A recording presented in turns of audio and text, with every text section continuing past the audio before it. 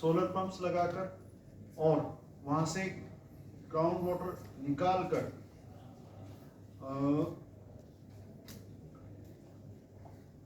पास में गांव में ले जाके 6 एकड़ का पोंड है वहाँ लेके जाएंगे। लेकिन आज जैसे हमने सुबह मीटिंग किया आज, जिसमें कि इरिगेशन के इंजीनियर्स थे, एक्सीएन साहब थे, रामनिवास जी जो रोहतक डिवीजन से आए थे, और एनटीपीसी के ऑफिसर्स थे वीडियो कॉन्फ्रेंस के माध्यम से। उसमें जो डिटेल्स समझ में आई है तो 3 तरह का पानी वहाँ पर हो रहा है जो प्रॉब्लम हो रही है। एक तो सरफेस वाटर बारिश की वजह से इकट्ठा हो जाता है, एक जो उनका जो टेक्नोलॉजी वो यूज कर रहे हैं प्लांट में एनटीपीसी वाले, सीपेज होने की वजह से ग्राउंड वाटर ऊपर आ गया है वाटर टेबल, उसको लेके जो प्रोजेक्ट है एक्सपेक्टेशन है, फ्लड कंट्रोल बोर्ड में डिस्कस हुआ था वो, और वो लॉन्ग टर्म प्रोजेक्ट जो अप्रूव हुआ है 20 मई तक कोशिश करेगा प्रोजेक्ट कंप्लीट करने का। उम्मीद है वो पूरा हो जाएगा। उसमें कुछ सेविंग्स है तो उससे हमने कुछ और सजेशंस भी किए। जैसे गांव के लोग आते थे हमारे पास कि एनटीपीसी का जो खुद का पानी है, जो इतना बड़ा एरिया होता है, बारिश का पानी है तो वो बाहर खेतों में छोड़ देते हैं। तो उन्होंने कुछ सजेशंस दिए थे, एनटीपीसी ने भी दिए, तो उसको लेके एक ये इसलिए डिटेल में प्रोजेक्ट बताना चाह रहे हैं क्योंकि अपने क्षेत्र का सबसे बड़ा जो कंसर्न है ये है डेवलपमेंट प्रोजेक्ट्स। तो उससे ग्राउंड वाटर निकाला जाएगा और जो सरफेस पे पानी है जो उस पानी को भी कलेक्ट कर कर महेंद्रगढ़ कनाल में डिस्चार्ज किया जाएगा। उसको लेकर सेविंग से काम किया जाएगा, अराउंड 3 CR की सेविंग्स है उससे, या फिर अदरवाइज फंडिंग की जरूरत होगी तो वो हेडक्वार्टर से फंडिंग अरेंज की जाएगी। ये मेन कंसर्न था। इसके अलावा जो यूएलबी डिपार्टमेंट की तरफ से जो कंसर्न किया गया वो प्रॉपर्टी आईडी का था कि उसमें लोगों को समस्या ना आए। समाधान शिविर में जो हमारा एक्सपीरियंस चल रहा है प्रॉपर्टी आईडी का डेटा क्लीनिंग की तरफ है। मैं पहले म्युनिसिपल कमिश्नर काम किया, इस प्रोजेक्ट पे काफ़ी काम किया, अराउंड 2 इयर्स। तो अब इसकी क्वालिटी अच्छी हो रही है, तो प्रॉपर्टी आईडी में कोई स्पेसिफिक किसी के टिपिकल भी केसेस होंगे तो वो हम ठीक कराएंगे। इसके बाद अमृत सरोवर स्कीम के तहत जो हमारे प्रोजेक्ट्स हैं वो सीएम साहब ने प्रायोरिटी पे रखे कि भाई उससे समस्या के समाधान रहें। एक जो कंसर्न है मेरी फसल मेरा ब्यौरा पे रजिस्ट्रेशंस कम है किसानों के, अराउंड 60% यहाँ का रहता है झज्जर का। तो जो डिप्टी डायरेक्टर एग्रीकल्चर ने बताया कि जी यहाँ पर लोग कई बार मंडी में अपनी फसल नहीं लेके जाना चाहते। मैं आपको ये बात कहना चाहूँगा आपके माध्यम से, मेरी फसल मेरा ब्यौरा पोर्टल पे रजिस्ट्रेशन की सिर्फ इसलिए नहीं करनी चाहिए कि उसका प्रोक्योरमेंट कराना है, वो रजिस्ट्रेशन इसलिए करनी चाहिए ताकि क्षतिपूर्ति पोर्टल पे भी तभी पैसे मिलेंगे सरकार की तरफ से डिजास्टर मैनेजमेंट के जब आपने वहां रजिस्ट्रेशन कर रखा हो। आप रजिस्ट्रेशन करें, प्रोक्योरमेंट नहीं कराना वो अलग बात है। जैसे प्राइवेट में भी जैसे जोत यहाँ पे कम है, छोटी जोत है, कम लैंड है, लैंड होल्डिंग, तो वो नजफगढ़ वाले एरिया में वहाँ पर जाके सेल कर देते हैं इन प्राइवेट। ऐसा डिप्टी डायरेक्टर एग्रीकल्चर ने हमें बताया। लेकिन फिर भी मैं रिक्वेस्ट करना चाहूँगा आपके माध्यम से किसानों की इसमें रजिस्ट्रेशंस बढ़ाएं। इसके बाद जो हमें सीएम अनाउंसमेंट्स के लिए कहा गया है कि सीएम अनाउंसमेंट्स जो हमारे यहाँ की हैं वो टाइमली पूरी हो जाएं। अगर नोट फिजिबल हैं वो तो फिर नोट फिजिबल कराई जाए, जो फिजिबल है उसमें एक्सपेडाइट किया जाए काम को। प्रधानमंत्री आवास योजना ग्रामीण, काफी लोग आते ही जिनको गांव में घर बनाना है, उसमें जो बेनिफिट्स मिलने हैं उसके तहत एक परमानेंट वेट लिस्ट बोलते हैं, उसमें 3196 बेनिफिशियरीज हैं हमारे। अभी हमारा नेक्स्ट वेडनेसडे तक वो सर्वे पूरा हो जाएगा। जो डिस्ट्रिक्ट को टारगेट मिला हुआ 3171 का मिला हुआ है, जिसके तहत परमानेंट वेट लिस्ट का मतलब क्या है कि जो पहले सर्वे हुए हैं उसमें से कितने लोग आज एलिजिबल हैं, इन 3171 में वो एडजस्ट हो जाएंगे। और जो टारगेट बचेगा उसमें ग्राम सचिव अभी सर्वे करने लग रहे हैं। इस वेडनेसडे वो दोबारा मीटिंग करके एक तो होगा परमानेंट वेट लिस्ट पुराने जो बेनिफिशियरी हैं, और जो नए आ गए हैं उनके लिए वो खुद भी सर्वे कर सकते हैं। पीएम आवास सॉफ्ट करके ऐप है, वो डेवलपमेंट स्टेज में है। कुछ दिन में पब्लिश होने के बाद, चेंजेस आने के बाद वो खुद भी सर्वे कर सकते हैं। जैसे सीओ साहब ने बताया, सीओ साहब ने इसमें काफ़ी मेहनत की है पीएमएवाई ग्रामीण, और उन्होंने एश्योर किया कि वो अच्छी मेहनत करेंगे। श्री राजेश प्रजापति जी ने तो प्रधानमंत्री आवास योजना ग्रामीण का ये टारगेट मिला हुआ है। जैसे सीएम साहब से बाद में बात हुई, फॉर्मली भी जो बात हुई, उन्होंने ये कहा है कि प्रायोरिटी वाइज प्रधानमंत्री आवास योजना ग्रामीण को हमने सैचुरेट करना है। सैचुरेट करना मतलब बेनिफिशियरी जितना हमारा टारगेट है वो पूरा हो जाए, ताकि जो सेंट्रल गवर्नमेंट से फंड्स आए वो अनयूटिलाइज ना रहे। इसके बाद ई ऑफिस इम्प्लीमेंटेशन के लिए विभागों को कहा गया है, सभी विभाग ई ऑफिस एक बारी काफी ट्रेंड में आ गया था, लेकिन सरकारी काम ई ऑफिस का, जिससे फाइलों का गुम होना वगैरह ना हो। एक जो एम्बिशियस प्रोजेक्ट लिया गया वो development of libraries in every gram panchayat.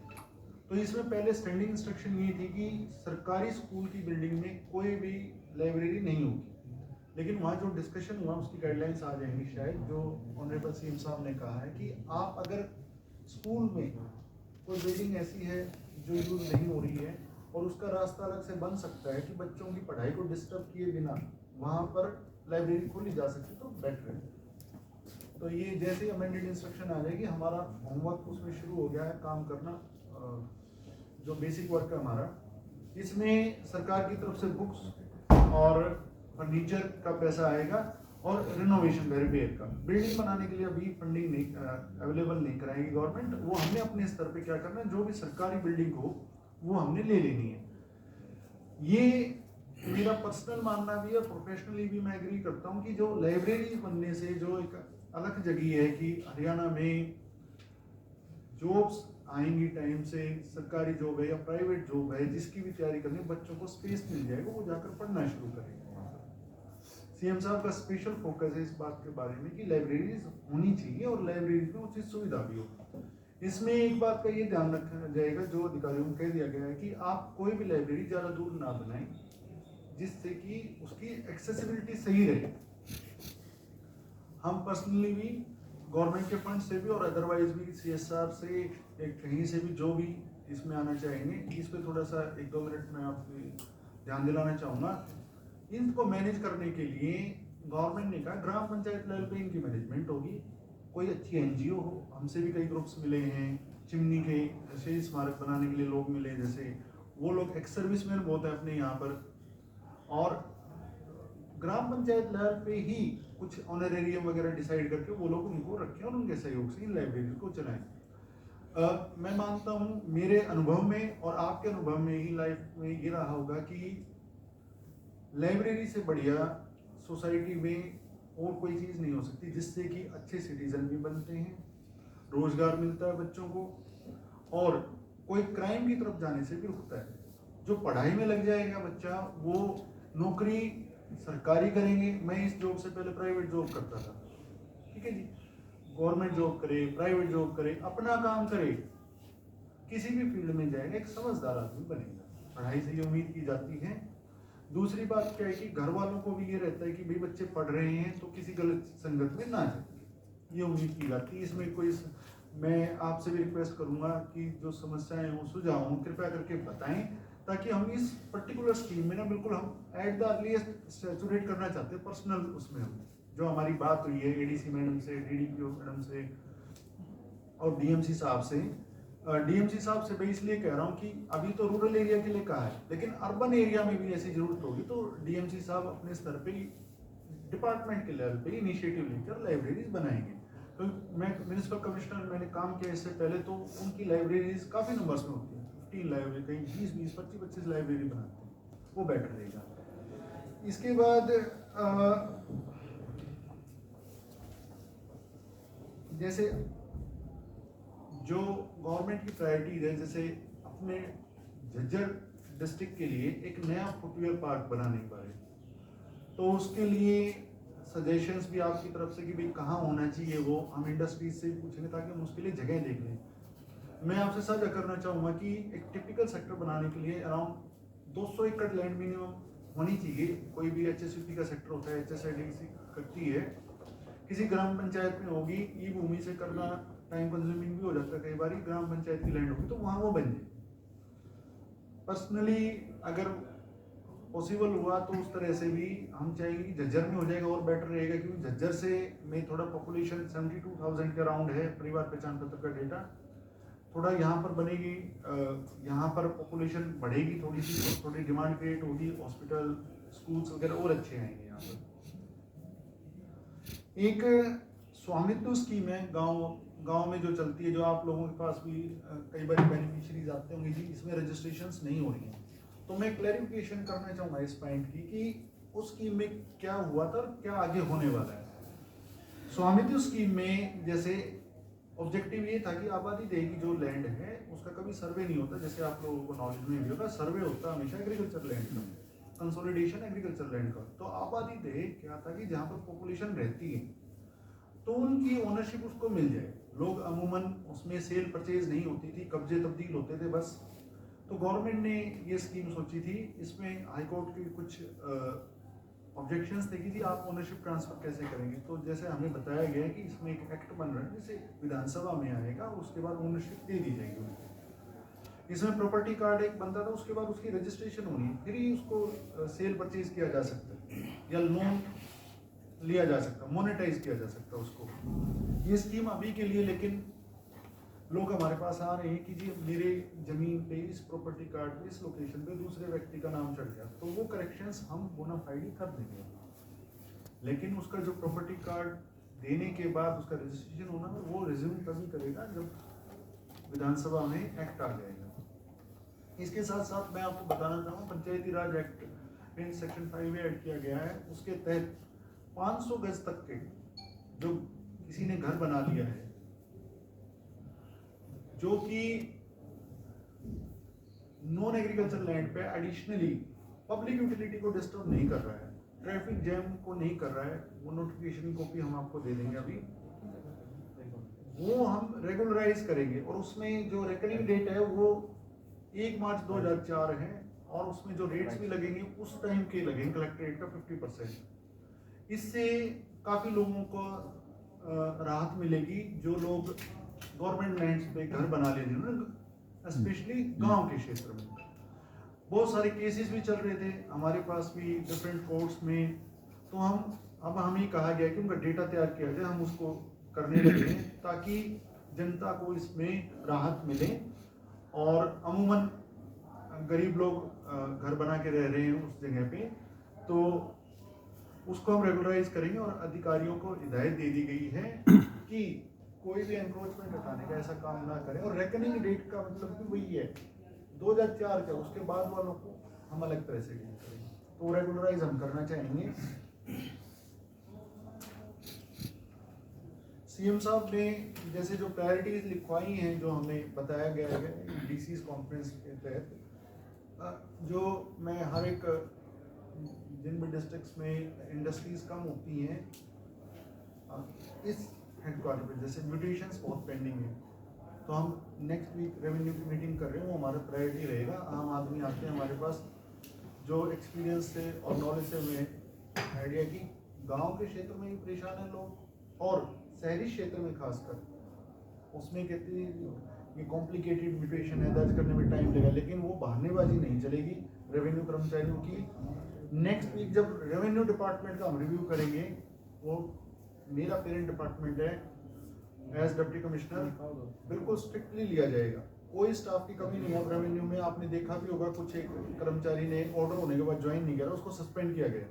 अब ये बिल्कुल नहीं चलेगा कि लोग इधर उधर घूम के सोचते हैं कि ऑर्डर कैंसिल हो, जो ऑर्डर जारी हो गया आप जाके ज्वाइन करें उसको, ऐसा ये इनडिसिप्लिन नहीं चलेगा। इसके बाद एक जो सीएम साहब ने भी कहा है कि कोई भी टेंडर है मेंटेनेंस का, मैंने ऑफिसर्स की मीटिंग लेके सबको ब्रीफिंग भी कर दिया था कि वो मेंटेनेंस का टेंडर खत्म होने से पहले, स्पेशली सफाई वाले टेंडर पहले ही टेंडर हो जाए, ताकि कोई ऐसी बात ना हो कि हमें एक्सटेंशन देना पड़ रहा है, कोई ऐसी बात ना हो कि जनता को दुविधा हो रही है उससे। हर पथ ऐप दोबारा एक्टिव होगी, जिससे जो रोड्स पे गड्ढे हैं वो भरे जा सके, और जहाँ रिपेयर की जरूरत है वहाँ रिपेयर हो सके। एक जो सीएम साहब ने कहा है कि स्टेडियम्स की स्थिति ठीक रहे। झज्जर में जैसे आपने देखो, हमें देखिए ये प्रेस कॉन्फ्रेंस ऐसा नहीं कि हम अच्छी अच्छी बात कहें, उस तरह से आपसे फीडबैक भी चाहिएगा, और हम अपना जो हमारी नॉलेज में होगा, जो काम नहीं हो रखे, जैसे मैंने जब डिस्ट्रिक्ट ज्वाइन किया था, मैं एसडीएम साहब और हमने पहले भी जॉब की साथ में, तो हम जब आपस में बैठे थे तो हमने एक बात सोचा कि स्टेडियम्स डिस्ट्रिक्ट में भी लोकेश जी भी डीसीपी साहब भी कह रहे थे कि हर डिस्ट्रिक्ट हेडक्वार्टर पे अच्छे स्टेडियम्स हैं, CSR एंड गवर्नमेंट फंड्स दोनों को यूज करके हम ये चाहते हैं कि एक अच्छे लेवल का स्टेडियम हमारे यहाँ जरूर होना चाहिए। मेरी ओपिनियन तो ये बन रही थी एज ऑफिसर एज डीसी की हमें नया स्टेडियम भी बढ़िया बनाना चाहिए, ये भी रहे, लेकिन एक नया स्टेडियम होना चाहिए कम से कम 25-30 एकड़ में, फुटबॉल के लिए, क्रिकेट के लिए, उसमें अंदर ही ग्राउंड हो। जैसे आप रेवाड़ी में देखेंगे, हिसार में देखेंगे, आपने इंफ्रा देखा होगा, हमारे यहाँ से मेडल्स आए हैं काफ़ी, और लोग मेहनती भी बहुत ज़्यादा हैं, स्पोर्ट्स में जाना चाहते हैं, तो उनको वो फैसिलिटेट किया जाए और इन जनरल हेल्थ भी ठीक रहता लोगों का। ये हम कोशिश करेंगे कि स्टेडियम्स पे फोकस करके, ये हमारी भी प्रायोरिटी है उस तरह से। बिल्कुल एक हरियाणा स्वच्छ मिशन के तहत गवर्नमेंट ने ये कहा है, CS सर ने हिदायत आई हुई हमारे पास कि सेल्फ असेसमेंट कर लें अपनी डिपार्टमेंट्स की।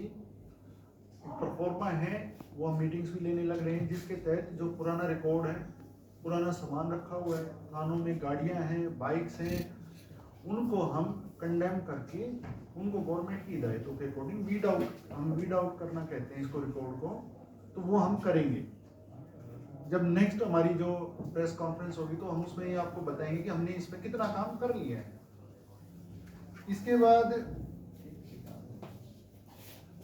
सीएम साहब ने सभी सिविल सर्वेंट्स के लिए ये कहा है, सरकारी कर्मचारियों के लिए, अधिकारियों के लिए, कि भाई जो पब्लिक आ रही है ना, वो पब्लिक से सही से बात हो।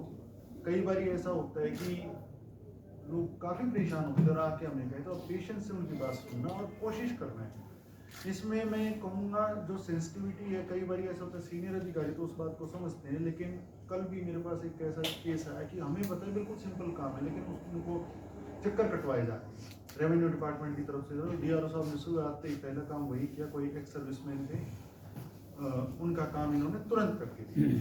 तो इस प्रेस कॉन्फ्रेंस के माध्यम से हम अपने सभी कर्मचारियों को, सबऑर्डिनेट स्टाफ को भी ये कहना चाहेंगे, और कृपया करके आप भी अखबार के माध्यम से कहेंगे भी हर एक जो भी पब्लिक से इंटरेक्शन करता है कर्मचारी, स्पेशली ग्राम सचिव, पटवारी, बिजली निगम की तरफ से, पुलिसमैन, कांस्टेबल्स, सभी लोग प्यार से बात करें। क्योंकि देखिए आपने भी देखा होगा, हम किसी की बात सुन लेते हैं तो आधी सेटिस्फेक्शन लोगों को वहीं हो जाती है। ऑनरेबल CM साहब जैसे लोगों को सुनते हैं, जैसे हमें सुनते हैं एज ऑफिसर्स, तो हमें ये लगता है कि हाँ सुन और कुछ हो, उम्मीद होती है। तो ये कोई ऐसा नहीं हम किसी को फेवर कर रहे हैं, हमारी ड्यूटी है ये, बिल्कुल पब्लिक से इंटरेक्शन सही रहे हमारा, सही से बात करें नीचे कर्मचारी। कोई ऐसी बात आती है सामने, कोई कर्मचारी नहीं मान रहा है बारी बारी, तो हम उनके ट्रांसफर्स भी करेंगे और डिसिप्लिनरी एक्शन भी करेंगे। मेरे पास कई सरपंचों ने आगे कहा है कि पटवारी सही से रिस्पॉन्स नहीं करते हैं, और कल ऐसा एक्सपीरियंस रहा, मैं गांव का नाम अभी नहीं बताऊंगा, उन्होंने इतने प्यार से कहा, मैं 4-5 मिनट सिर्फ उनको देखता रहा, वो जैसे बोल रहे थे सरपंच साहब की जी काफ़ी बारी हो गया जी, 2-3 साल से पटवारी यही है, कह देता है बूढ़ी औरतों लेके आओ मेरे पास, ऐसा नहीं है, गांव में कम आता है, और किसी को कह देता तुम देख के आ जाओ, उसको मेरे पास ले, तो परेशान करते हैं मतलब। तो हम बिल्कुल ट्रांसफर्स करेंगे। हर एक पटवारी और ग्राम सचिव सरपंच से बिल्कुल प्यार से बात करे, ना होने वाला, जैसे ऑनरेबल CM साहब ने हमें कहा हुआ है कि भाई कोई गलत चीज़ कहता है आपको तो आप मुझे बताएं, ऐसे ही हम चाहते हैं कि कोई कर्मचारी को अगर प्रेशर फील करने की जरूरत नहीं, लेकिन एट द सेम टाइम हमें इन्फॉर्म करते, अपने तहसीलदार को, BDO को बताए। सरपंच एक चुने हुए पब्लिक के नुमाइंदे हैं, उनको सुना जाना चाहिए, उनके द्वारा जो काम वो कहते हैं वो करे जाने चाहिए नियमानुसार। जिसके लिए नियम नहीं है, ऐसा नहीं बिल्कुल नियम में बंद के करे, बोनाफाइडी इंटेंशंस पे हम अधिकारी भी करते हैं कई बार, ऐसा नहीं रूल नहीं है भी, इंटेंशन ठीक रखते हो काम करें। और कोई पॉलिसीज वगैरह चेंज कराने की, ऐसी हिदायत चेंज कराने की आवश्यकता तो कृपया करके हमारी नॉलेज में आप भी डालें प्लीज। बहुत सारी हमारी, मैं तो यकीन मानिए न्यूज़ पर्सनल है, मेरा हिसार का एक्सपीरियंस इतना अच्छा है, हमारे दैनिक भास्कर के, जागरण के, और जो अच्छे इलेक्ट्रॉनिक मीडिया के लोग हैं, वो बिल्कुल हमारे हाउस की मीटिंग में बैठ के और बहुत बढ़िया से रिव्यू, हम उनसे, उनका काम ये है कि सिस्टम सुधरना चाहिए बिल्कुल। और यहाँ तो देखिए अभी सीनियर हैं, आप में सीनियर लोग हैं, तो आप भी जो बताएंगे कृपया करके, ऐसा नहीं है हम मिल के ही करें, मैसेज भी कर देते हैं, हर चीज़ का एक प्रिंट छूटता है कि भाई ये काम ऐसे हो सकते हैं, हम भी उसको पढ़ के माइंड में रखते हैं कि इन्होंने ये सजेशन दिया था, ये हो सकती है। सीएम साहब ने एक बात कही जो मुझे बहुत अच्छी लगी कि फ़र्क नज़र आना चाहिए कि लोगों को सुना जा रहा है, लोग अपनी बात कहना चाहते हैं, हम लोगों के लिए काम कर रहे हैं। हम ऐसा नहीं कि भाई कि सिर्फ भाई जो किसी ने फ़ोन करा दिया उसी के लिए काम कर रहे हैं, ऐसा करके आम आदमी भी आके, पंचायतें आती हैं पूरी। इसके बाद मैं आपको एक प्रोजेक्ट का अपडेट देना चाहूँगा। पावर ग्रिड की ट्रांसमिशन लाइन जा रही है, आपके माध्यम से मैं किसानों से भी अपील करूँगा, और पहले भी हमने उनसे बहुत मीटिंग्स की हैं।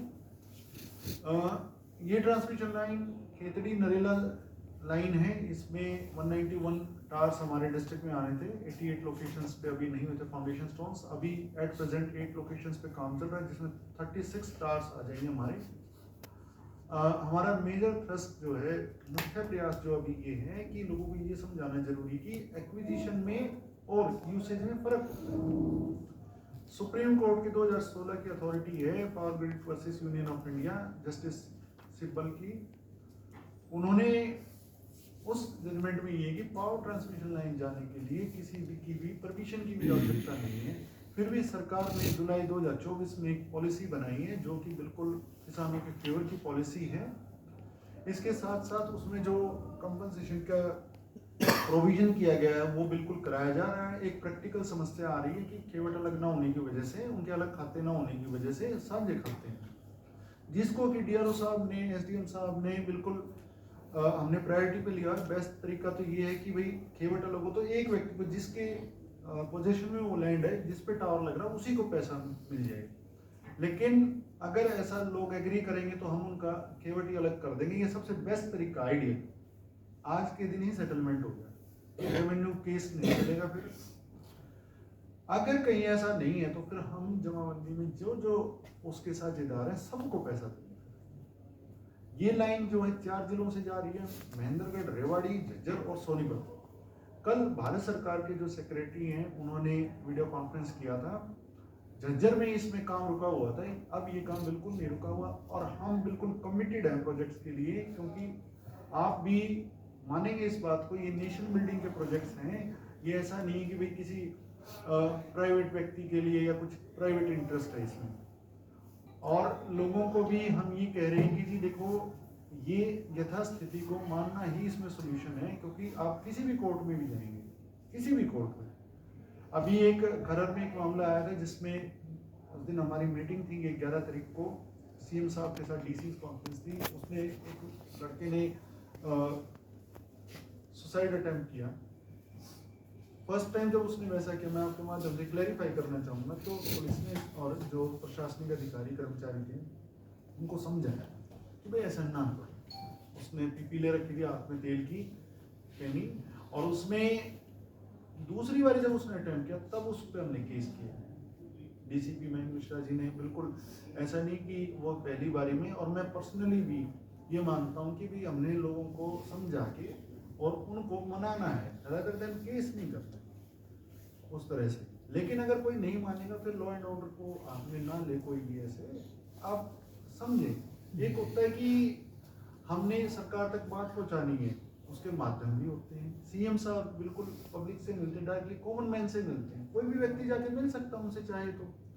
सीएम साहब जब बहादुरगढ़ में आए थे तो बहादुरगढ़ में उन्होंने मुझसे पूछा भी था इस प्रोजेक्ट के बारे में भी, और लोग भी मिले थे, रेवाड़ी खेड़ा गांव के थे, वो लोगों को एसडीएम साहब हमने मिलवाया था। तो उस पॉलिसी में भी जो कंपनसेशंस हैं वो बिल्कुल रीजनेबल हैं। डिमांड हो सकती है किसी की भी, ऐसी बात नहीं है, लेकिन उसमें जो कंपनसेशन दी गई वो रीजनेबल है। पहले बिल्कुल भी कंपनसेशन नहीं होती थी। ये जो पॉलिसी है बिल्कुल रीजनेबल पॉलिसी है। और अगली बात ये कि बाकी तीनों डिस्ट्रिक्ट्स में काम बिल्कुल निर्बाध चल रहा है। यहाँ थोड़े टाइम से रुका हुआ था तो थोड़ा प्रयास ज़्यादा लगे, लेकिन ये जब मेरी पोस्टिंग होने से पहले भी सीनियर ऑफिसर्स ने मेरे को ये कहा था कि भाई आप इस प्रोजेक्ट पे, पहला ही प्रोजेक्ट ये नोट कराया गया था कि ये प्रोजेक्ट करवाना है, ठीक है जी। इसके साथ साथ मैं आपसे साझा करना चाहूँगा माता सावित्रीबाई फुले जयंती पर जब ऑनरेबल सीएम साहब यहाँ आए थे बहादुरगढ़ में, तो उन्होंने कुछ अनाउंसमेंट्स की थी अलोंग विद अदर थिंग्स। एक मेजर अनाउंसमेंट ये की है कि बहादुरगढ़ म्यूनिसिपल काउंसिल को म्यूनिसिपल कॉर्पोरेशन बनाने की फिजिबिलिटी चेक की जाए। ये सीएम साहब का जो दूर नज़रिया है कि भाई अब वो शहर बढ़ रहा है ज़्यादा, और दिल्ली के चारों तरफ अब अर्बनाइजेशन बहुत ज़्यादा बढ़ गई है, और एक म्यूनिसिपल कॉर्पोरेशन के आने के फायदे ज़्यादा हैं म्यूनिसिपल काउंसिल से। मैं डीएमसी साहब बैठे हैं, ये भी एग्री करेंगे। मेरी भी ओपिनियन थी, मैं सीएम साहब को ब्रीफ भी किया कि सर इस जिले में काफ़ी जो मंगोलपुर की तरफ से या अदरवाइज